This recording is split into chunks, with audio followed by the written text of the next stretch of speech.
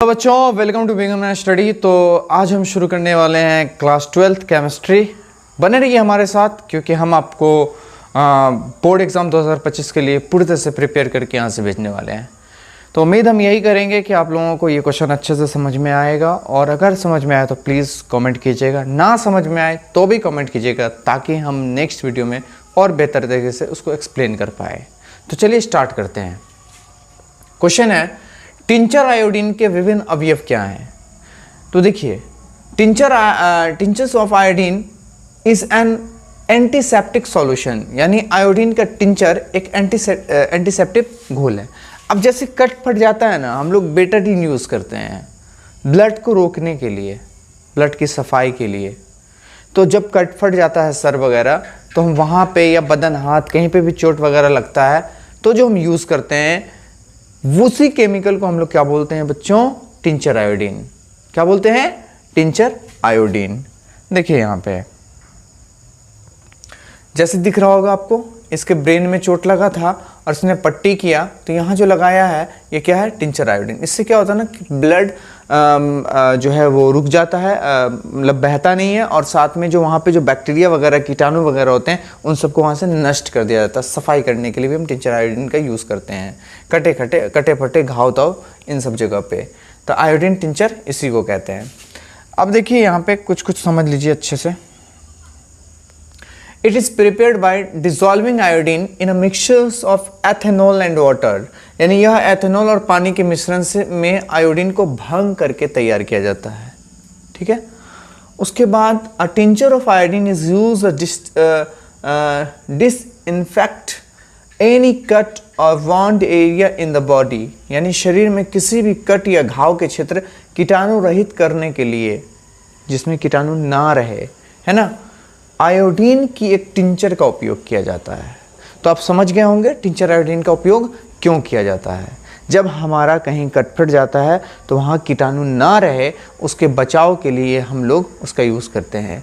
General तौर पे आपके आसपास में बेटाडीन ज़रूर देखे होंगे, वो भी काम करता है।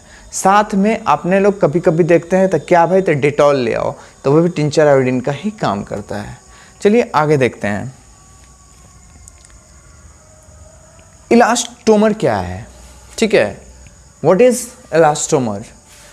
एक रबर हम देखते हैं जो हम तानने पे तान दी, कुछ तन भी जाता है, छूट भी जाता है, बट एक ऐसा रबर होता है जिसको हम खींचते तो ज़रूर है लेकिन फिर वो अपने ही शेप में आ जाता है। जैसे बंदूक के अंदर में सिंथेटिक सील लगता है, जो वॉशर प्रेशर के माध्यम से गोली हम आगे फेंकते हैं तो उसके सबसे आगे यानी पिस्टन के ऊपर में वो लगता है रबर टाइप का, है ना।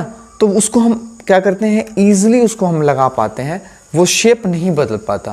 वो जब तक हम उसको फैलाएंगे वो फोर्स के मदद से फैलेगा, लेकिन जैसे ही हम फोर्स लगाना छोड़ देंगे वो रिटर्न अपने शेप में आ जाएगा। इसको ही हम लोग बोलते हैं इलास्टोमर। अब समझते हैं थोड़ा इसके फिगर के माध्यम से। ये सारा आपको लिखा हुआ है बच्चों, आप ज़रूर है कि इसको बढ़िया से आप याद कर लीजिएगा।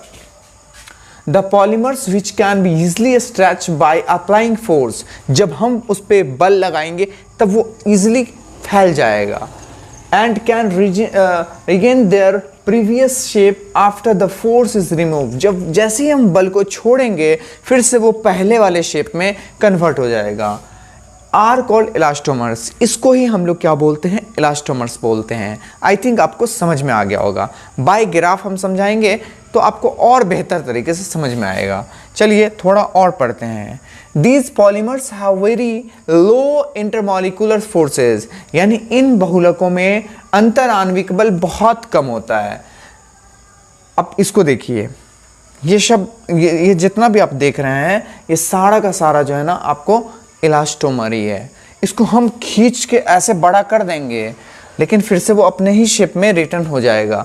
इसी फंक्शन को हम लोग क्या बोलते हैं? इलास्टोमर्स। आई थिंक आपको समझ में आ गया होगा। चलिए चलते हैं दूसरे क्वेश्चन पे। अब देखिए इंटर हाइड्रोजन से आप क्या समझते हैं? देखिए, an inter hydrogen compound is molecules containing two or more different hydrogen atoms, fluorine, chlorine, bromine, iodine and astatine. तो इसमें एस्टैटिन को छोड़ दीजिए, बाकी सभी जो है ना उन सब का जो हम संयोग करेंगे, मिलाएंगे, है ना, तो जो बनता है इसको ही हम लोग बोलते हैं इंटर हैलोजन। बात समझ में आया? उस फैमिली में जितने हैं, यानी इसको छोड़ के बाकी सारी फ्लोरीन, क्लोरीन, ब्रोमीन, आयोडीन, इन सब का जो मिक्स बनाएंगे तो हम उसको ही बोलते हैं इंटर हैलोजन। ठीक है, अब देखिए यहाँ पे क्या है, and no atoms of any other group of element, यानी इंटर हैलोजन यौगिक एक अणु है जिसमें दो या दो से अधिक अलग अलग हैलोजन परमाणु, जैसे कि हैलोजन परमाणु में कौन कौन आते हैं, फ्लोरीन, क्लोरीन, ब्रोमीन, आयोडीन, एसिटीन भी, एसिटेटीन भी आती हैं, लेकिन जो उसको आप हटा के रखिए, उससे नहीं हो पाता है ना। तो ये सारे तत्व होते हैं, ठीक है, जिससे हम लोग क्या बोलते हैं, उसको ही इंटर हैलोजन बोलते हैं। अब यहाँ पे आपको दूसरा पॉइंट है, inter halogen compounds are compounds that form when halogen group elements react with each other, यानी इंटर हैलोजन यौगिक वे यौगिक होते हैं जो हैलोजन समूह के तत्व एक दूसरे के साथ अभिक्रिया करते हैं। जैसे फ्लोरीन क्लोरीन के साथ करेगा, क्लोरीन ब्रोमीन के साथ करेगा, ब्रोमीन आयोडीन के साथ करेगा, आयोडीन फ्लोरीन के साथ करेगा। तो ये सारी अभिक्रियाएं करती है आपस में, इसको ही हम लोग क्या बोलते हैं, इंटर हैलोजन कहते हैं। चलिए नेक्स्ट क्वेश्चन पे चलते हैं। हाइलोजन तत्व प्रबल ऑक्सीकारक होते हैं क्यों, यानी halogen elements are strong oxidising agents why.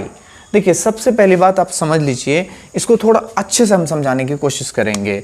Fluorine का जो ये होता है क्षमता, वो कितना होता है बच्चों, फ्लोरीन का होता है 9 होता है, यहाँ देखिए एटॉमिक नंबर 9 होता है। तो 9 को हम कैसे लिखेंगे, 2 और 7 लिखेंगे, ठीक है। उसके बाद उसी प्रकार से हम क्लोरीन का होता है 17, तो हम इसको लिखेंगे 2, 8, 7। यानी ये जो आप देख रहे हैं ना 7, इसकी वजह से ही इसकी जो ऑक्सीकारक क्षमता होती है वो अधिक होती है। यानी सभी के लास्ट में 7 आना ही जरूरी है, यानी लास्ट वाला जो ऑर्बिटल बनता है वो 7 ही इलेक्ट्रॉन का बनता है, ठीक है बच्चों। चलिए, तो यहां आप देख रहे हैं एलिमेंट्स ऑफ ग्रुप 17, ये सारे किसके ग्रुप में हैं, 17 ग्रुप में आते हैं, सारे के सारे जो भी हैं, फ्लोरीन, क्लोरीन, ब्रोमीन, आयोडीन, एसिटिन, ये सारा क्या है 17 ग्रुप के अंतर्गत आता है। और ये जो आप देख रहे हैं 9, 17, 35, 53, 85, ये सारे क्या हैं, इनके एटॉमिक नंबर हैं, ठीक है।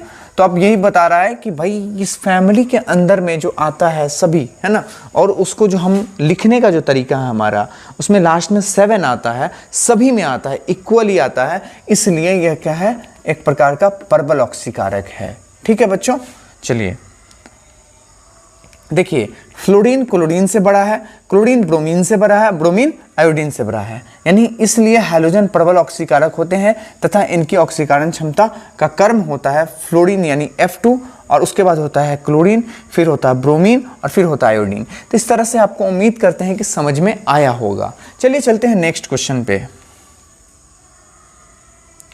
क्लोरीन की इलेक्ट्रॉन बंधुता फ्लोरीन से अधिक होती है क्यों, यानी electron affinity of chlorine is greater than that of fluorine, why.